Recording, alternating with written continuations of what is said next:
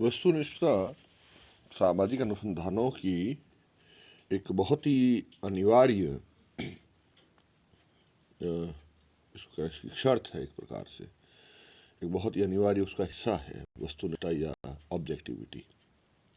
हालांकि मैंने इसके ऊपर एक पहले वीडियो डाला हुआ है, वो एक पूरा का पूरा वस्तुनिष्ठता पर ही प्रश्न पूरा बनता है और ये अपने आप में बहुत इंपॉर्टेंट टॉपिक भी है। और जहाँ तक मेरा अनुभव है, इसमें हर वर्ष एक कोई न कोई प्रश्न जो है परीक्षा में अवश्य आता है। अब वस्तुनिष्ठता है क्या? विशेषकर इस बार जो आप सेकंड ईयर के स्टूडेंट हैं और अभी तक चूंकि आप लोगों के कॉलेजेस चालू हुए नहीं हैं, तो अगर आप लोगों ने वीडियो ढंग से नहीं देखे हैं, कुछ बच्चे हैं जो बराबर फीडबैक देते हैं, लेकिन यदि आप वीडियो ढंग से उसको नहीं देख पाए हैं तो निश्चित तौर पर ये आपके लिए बहुत मुश्किल हो सकता है। तो मेरा आपसे फिर से आग्रह रहेगा कि आप निरंतर अपने सिलेबस से रिलेटेड, सिलेबस में बार बार डाल चुका हूँ, उससे रिलेटेड अपने जो टॉपिक जो मैंने वीडियो डाले हैं उनको अवश्य देखें, उनको नोट करें। हो सके तो अपनी खुद की कॉपी तैयार करें जिसमें उसको सारे नोटिंग हो, मुख्य मुख्य बिंदु हों, तभी जो है आप उसमें बेहतर कर पाएंगे। और मुझे विश्वास है क्योंकि ये जो हमारा फर्स्ट पेपर है मेथडोलॉजी वाला, सामाजिक अनुसंधान के संदर्भ में, सामाजिक रिसर्च से जो संबंधित पेपर है, इसमें बहुत अच्छी स्कोरिंग हो सकती है। अब बात हम अगर वस्तुनिष्ठता की कहीं ऑब्जेक्टिविटी की बात करें तो मैक्स वेबर जो है, जो कि बहुत बड़े जर्मन विद्वान रहे हैं, समाजशास्त्री भी हैं, वो कहते हैं कि यदि समाजशास्त्र को विज्ञान के रूप में प्रतिष्ठित करना है तो हमें प्राकृतिक विज्ञानों के समान सामाजिक विज्ञानों के में भी वस्तुनिष्ठ दृष्टिकोण अपनाकर आगे बढ़ना होगा। अब ये वस्तुनिष्ठता है क्या, उसको समझाते हुए प्रोफेसर ग्रीन कहते हैं कि प्रमाणों या तथ्यों का निष्पक्ष रूप से परीक्षण करने की इच्छा और योग्यता ही वस्तुनिष्ठता है। यानी कि जो कुछ भी हम अनुसंधान के दौरान हमें जो प्रमाण मिलते हैं, जो तथ्य मिलते हैं, उन तथ्यों, उन प्रमाणों को निष्पक्ष रूप से, यानी कि बिना किसी प्रकार की अपनी इच्छा का समावेश किए, बिना किसी प्रकार की मिलावट किए परीक्षण करने की जो इच्छा और योग्यता है, वही वस्तुनिष्ठता है। मूल रूप से अगर आप इसको समझें, सरल शब्दों में अगर मैं आपको वस्तुनिष्ठता समझाऊं तो वस्तु के प्रति निष्ठावान होना, इस शब्द को आप समझ लीजिए कि इस शब्द ही जो है वही अपने आप में पर्याप्त है कि किसी भी वस्तु के प्रति निष्ठावान होना वस्तुनिष्ठता है। वस्तु के प्रति निष्ठावान होना मतलब कि जब अनुसंधान के दौरान, जब हम किसी चीज पर अनुसंधान कर रहे हैं, रिसर्च कर रहे हैं, उस दौरान जो भी हमें तथ्य मिलते हैं, जो कुछ भी हमें फैक्ट्स मिलते हैं, जो प्रमाण मिलते हैं, उन प्रमाणों को बिना किसी लाग लपेट के, बिना किसी उसमें कुछ मिलावट किए, उसमें अपने मनोभावों को मिलाए हुए, अपनी सोच को मिलाए हुए, अपने विचारों को मिलाए हुए, उनको हूबहू वैसे ही परीक्षण करना, उनको वैसे ही देखना वस्तुनिष्ठता है। वस्तु के प्रति निष्ठावान होना, यही वस्तुनिष्ठता है। लॉवेल जे कार की भी एक यहाँ परिभाषा है। यहां मैं परिभाषाओं के संदर्भ में आपको बता दूं, कोई भी एक परिभाषा आपको हर टॉपिक के ऊपर याद करनी चाहिए, क्योंकि यह एकमात्र ऐसा एक सोर्स है, एक ऐसा एक तरीका है जिससे आप सभी प्रकार के प्रश्नों को बड़े आराम से अटेंड कर सकते हैं। विशेषकर छोटे प्रश्नों में तो आप बहुत आसानी से, आपको ये हो जाता है। अगर 20 शब्दों में आपको उत्तर देना है, पूछ लिया वस्तुनिष्ठता क्या है, प्रोफेसर ग्रीन की परिभाषा आप एज इट इज लिख दीजिए, प्रमाणों या तथ्यों का निष्पक्ष रूप से परीक्षण करने की इच्छा और योग्यता ही वस्तुनिष्ठता है। अब आपको इसमें और कुछ लिखने की आवश्यकता नहीं है और 2 में से 2 नंबर पूरे मिल जाने हैं। इसी प्रकार से 4 नंबर का यदि प्रश्न आता है, उसमें आप इस प्रश्न को, इसको परिभाषा को ऐसे कैसे लिख लीजिए और अपने शब्दों में इसको समझा दीजिए। 50 शब्दों में आपको पूरे के पूरे नंबर मिल गए, क्योंकि नंबर काटने की कोई जगह ही नहीं है।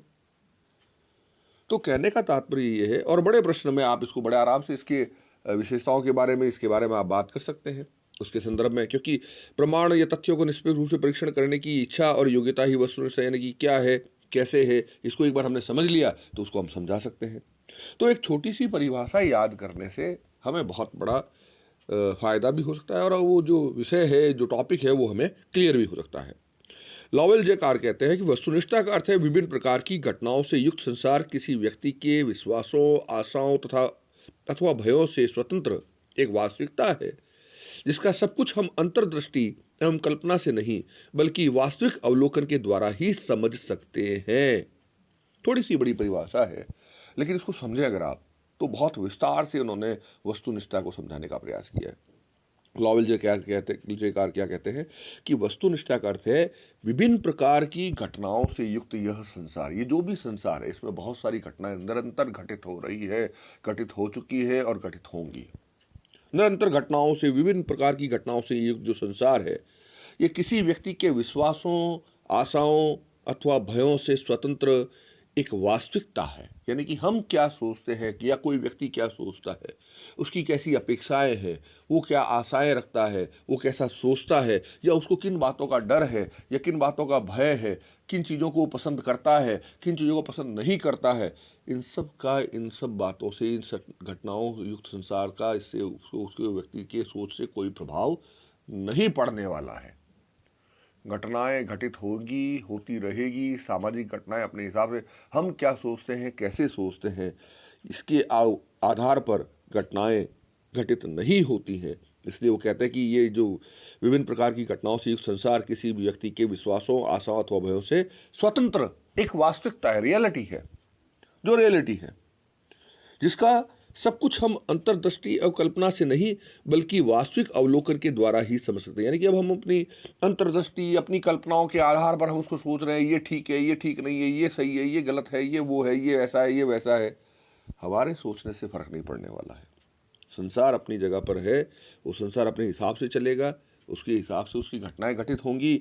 हम क्या सोचते हैं, हम क्या नहीं सोचते हैं, हमारे क्या विश्वास है, हमारी क्या आशाएं हैं, हमारे क्या भय है, इन सब से ये घटनाएं मुक्त हैं, स्वतंत्र हैं। और हमें अगर इन घटनाओं को समझना है तो फिर उन कल्पना और अंतर्दृष्टि से नहीं बल्कि वास्तविक अवलोकन, यानी कि जो जैसा है उसको वैसे ही एक्सेप्ट करना है, उसको वैसा ही देखना है, उसको उसी रूप में समझना है। यही वस्तुनिष्ठता है, यही ऑब्जेक्टिविटी है। ऑब्जेक्ट के प्रति, वस्तु के प्रति निष्ठावान होना वस्तुनिष्ठता कहलाता है। कुल मिलाकर निष्पक्ष रहकर घटनाओं को उनके यथार्थ रूप में देखना और ठीक उसी रूप में उसका चित्रण कर देना ही वस्तुनिष्ठता है। यानी कि जो जैसी घटनाएं हैं उनको वस्तु निष्पक्ष रहकर यथार्थ रूप में उसी रूप में देखें, उसी रूप में उसको समझाएं, उसी रूप में उसका उल्लेख करें, यही वस्तुनिष्ठता है। मान लीजिए कोई व्यक्ति हमें पसंद नहीं है, या कोई समूह हमें पसंद नहीं है, या कोई जाति विशेष हमें पसंद नहीं है, या कोई धर्म विशेष हमें पसंद नहीं है। हम रिसर्च करने गए, अनुसंधान करने गए, क्योंकि वो लोग हमें पसंद नहीं है, हमें उनकी आदतें पसंद नहीं है, उनके तौर तरीके पसंद नहीं है, उनके खान पान पसंद नहीं है, उनका रहन सहन पसंद नहीं है। अब हम हर चीज़ में, जब उन्हें पहले से ही हमें पता है कि हमें वो पसंद नहीं है, तो हम उनकी हर चीज़ में कमियां देखेंगे और उसी रूप में उसको एक्सप्लेन भी करना शुरू कर देंगे। तो ये एक प्रकार से वस्तुनिष्ठता नहीं हुई बल्कि व्यक्तिनिष्ठता हो गई, सब्जेक्टिविटी हो गई। ऑब्जेक्टिविटी के जस्ट, यानी कि वस्तुनिष्ठता के बिल्कुल विपरीत है व्यक्तिनिष्ठता।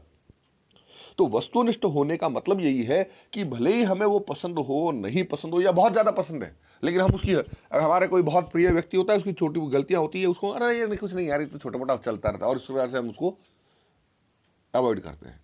वो नहीं होना चाहिए। या कोई व्यक्ति हमें पसंद नहीं है तो उसका छोटा सा भी कोई जुर्म हो गया तो हम उसे बहुत बड़ी बात करते हैं। एक पुराना शेर मुझे यहाँ पर शायरी एक याद आती है, इसमें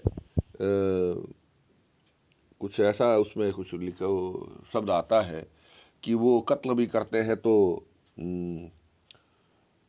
कत्ल भी कर दे तो कोई बात नहीं, और हम आह भी भरते हैं तो हो जाते हैं बदनाम, ऐसा करके कुछ उसकी शायरी के कुछ शब्द थे। एग्जैक्टली मुझे अभी वो याद दिमाग में नहीं आ रहा है। तो ये बड़ी बात होती है कि हम अगर आह भी भरे तो हम हो जाते हैं बदनाम, यहाँ वो। तो इस तरह की चीज़ें जो होती है, क्योंकि कई चीज़ लोग ऐसे होते हो, तो ये जो जैसा जो है उसको उसी रूप में रखना, यही वस्तुनिष्ठता है। मुख्य बात यहाँ पर यह है। अब वस्तुनिष्ठता का महत्व क्या है? क्योंकि वैज्ञानिक अध्ययन हम जिसकी बात करते हैं, और समाजशास्त्र का आपने फर्स्ट ईयर में थोड़ा बहुत पढ़ा होगा, क्योंकि निश्चित तौर पर पढ़ाया तो मैंने था ही। एग्ज़ाम चाहे आपके नहीं हो, लेकिन साल भर क्लासेस तो रही, सारे के सारे प्रमोट होकर इस बार आप सेकेंड ईयर में आ चुके हैं, तो क्लासेस हमारी हुई है। और मैंने ये टॉपिक तो सबसे पहले ही करवा दिया था कि समाजशास्त्र जो है उसको विज्ञान की श्रेणी में रखा जाना चाहिए, प्रकृति के रूप में, जहाँ पर बात आती है कि समाजशास्त्र को हम वैज्ञानिक अध्ययन करने वाला शास्त्र कैसे मानते हैं। यानी कि जो जैसा है उसको उसी रूप में देखना और क्रमबद्ध तरीके से निश्चित अध्ययन पद्धतियों के माध्यम से अध्ययन करना, वही वैज्ञानिक पद्धति है, वही विज्ञान है। विज्ञान विषय नहीं है, बल्कि विज्ञान क्या है? अध्ययन की पद्धति है। तो समाजशास्त्र में सामाजिक घटनाओं का जब हम अध्ययन करते हैं, सामाजिक अनुसंधान जब हम करते हैं, तो उसमें घटनाओं को वैज्ञानिक बनाने, वैज्ञानिक मतलब जो जैसा है उसको उसी रूप में देखना और उसी रूप में समझाना, और वो विज्ञान का तत्व तभी कहलाएगा जबकि उसमें हम अपने विचारों का समावेश नहीं करेंगे। तो फिर वो जो घटनाक्रम होगा, जो जहां पर भी होगा, उसका परिणाम भी वैसा ही होगा। मान लीजिए एक निश्चित मात्रा में हाइड्रोजन और ऑक्सीजन को मिलाने से पानी बनता है, तो आप कहीं भी चले जाइए, वहां पर वो पानी वही बनेगा। अगर उतना निश्चित मात्रा में आप हाइड्रोजन और ऑक्सीजन मिलाएंगे तो पानी बनेगा, ऐसा तो है नहीं दूसरी जगह पर कुछ और मिलाना पड़ेगा। तो कोई भी घटना का अध्ययन जब हम समाजशास्त्र में या सामाजिक अध्ययनों में कदम करते हैं, किसी भी समाज में जाकर हम करें, और अगर निष्पक्ष रूप से हम उसका अध्ययन करके हम उसका परिणाम बताते हैं, उसका निष्कर्ष निकालते हैं, तो वो घटनाएं चाहे किसी भी समाज में घटित हो, कहीं पर भी घटित हो, अगर उसी रूप में घटित होती है तो निश्चित तौर पर उसके परिणाम लगभग वैसे ही होंगे। तो इसका मतलब ये है कि वह एक प्रकार का वैज्ञानिक अध्ययन बन जाता है। तो समाजशास्त्रीय अध्ययनों को वैज्ञानिक बनाने के लिए वस्तुनिष्ठता जो है, अपने आप में जो जैसा है उसको उसी रूप में देखें, यह अपने आप में बहुत अनिवार्य है। वैज्ञानिक पद्धति के सफल प्रयोग हेतु भी हमें यहाँ पर इस चीज़ को समझना पड़ेगा कि वैज्ञानिक पद्धति जो है उसका अगर हमें सफल प्रयोग करना है तो उसके लिए भी हमें वस्तुओं के प्रति निष्ठा यानी वस्तुनिष्ठा यानी कि ऑब्जेक्टिविटी रखनी पड़ेगी। यानी कि जिस समूह, जिस जगह, जिस घटना, जिस चीज़ का हम अध्ययन कर रहे हैं, उसको जो जैसा है उसको उसी रूप में अगर हम सामने प्रतिष्ठित करते हैं, वैसे के वैसे उसको रखते हैं, तो निश्चित तौर पर हमारे द्वारा किया गया जो अध्ययन होगा वह वस्तुनिष्ठ अध्ययन कहलाएगा, वैज्ञानिक अध्ययन कहलाएगा। प्रतिनिधिपूर्ण तथ्यों को प्राप्त करने हेतु भी हमें वस्तुनिष्ठता का ध्यान रखना होगा। प्रतिनिधिपूर्ण तथ्य क्या होते हैं? प्रतिनिधिपूर्ण तथ्य एक प्रकार से आप समझ लीजिए कि जो घटनाएं मुख्य रूप से घटती हैं, कोई भी घटना समाज में मान लीजिए घटित होती है, जैसे मान लीजिए अभी 2 दिन पहले 26 जनवरी को दिल्ली में जो कुछ भी किसान आंदोलन के दौरान हुआ, अगर हम किसी पक्ष विशेष का ध्यान न रखकर उसको निष्पक्ष रूप से अगर उस घटना को देखें और निष्पक्ष रूप से उस घटना के प्रमुख बिंदुओं को निकालें कि वो कारण क्या थे जिसकी वजह से उस घटनाक्रम को इतना घटित हुआ, या होने के बावजूद भी ऐसी स्थितियां हुई, वो सब चीज़ें क्या है, बिना किसी भेदभाव के, बिना किसी पक्षपात के अगर हम उसकी कुछ प्रतिनिधिपूर्ण जो बातें हैं, क्या क्या प्रमुख उस बिंदु थे जिसकी वजह से वो सारी घटनाक्रम घटित हुए, शुरू से लेकर अंत तक, केवल एक बिंदु को हम एक ही स्तर पर नहीं देखें कि साहब ये हो गया इसलिए ऐसा हो गया, बल्कि उसको बिल्कुल निष्पक्ष होकर सारी की सारी घटनाक्रम को अगर हम देखें तो हमें प्रतिनिधिपूर्ण तथ्यों को प्राप्त करने में जो है हमें आसानी होगी। मान लीजिए अगर हम क्लासेस की ही बात करें, अब जैसे मान लीजिए लॉकडाउन पीरियड था, इतने समय तक क्लासेस नहीं हो रही थी, बात समझ में आती है, लेकिन अब तो थर्ड ईयर के लिए और उन लोगों के लिए क्लासेस खुली है। लेकिन आज भी मैं ये देखता हूँ कि क्लासेस में तो वही नगण्यता स्थिति है। कोविड से पहले भी कौन सी बहुत ज़्यादा पढ़ रहे हैं लोग आ रहे थे, ये तो मुझे पता ही है, पिछले कई सालों से मैं देख रहा हूँ स्थितियाँ कैसी बन रही है। फर्स्ट ईयर में बच्चे आते हैं, काफ़ी कुछ आते हैं, नवंबर, दिसंबर, जनवरी तक आते आते विभिन्न बहाना करते करते कहीं हम जिम्मेदार होते हैं, कहीं वो जिम्मेदार होते होते बच्चे कम होते जाते हैं, फिर दूसरी गतिविधियों में संलिप्त हो जाते हैं, ये हो गया वो, और धीरे धीरे क्लासेस में परसेंटेज कम होता जाता है।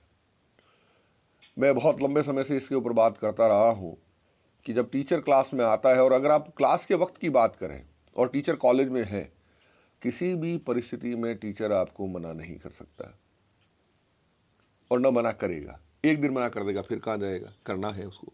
लेकिन क्लास में हम आना ही चाहेंगे तब हुए ना। अक्सर लोग कहते हैं साहब वो क्या पढ़ना नहीं चाहिए, सर वो सर आते नहीं हैं, वो पढ़ाते नहीं हैं, क्लासेस होती नहीं है। मैं इसको मानता ही नहीं। 22 साल से मैं ज़्यादा हो गए मुझे यहाँ पढ़ाते, कोई भी टीचर मना नहीं कर सकता। लेकिन वही बात है कि हम करना चाहते हैं या नहीं करना चाहते, ये हमारे ऊपर निर्भर करता है। तो इस रूप में अगर हम देखें तो प्रतिनिधिपूर्ण जो तथ्य हैं, उन तथ्यों को अगर हम सामने रखें और उसके आधार पर हम अगर अपने का अनुसंधान को करें, तो निश्चित तौर पर हमारा जो अध्ययन होगा वो एक वैज्ञानिक अध्ययन के अंतर्गत आएगा। इससे आगे के टॉपिक पर हम आगे बात करेंगे। आज तक के लिए इतना काफ़ी है। धन्यवाद।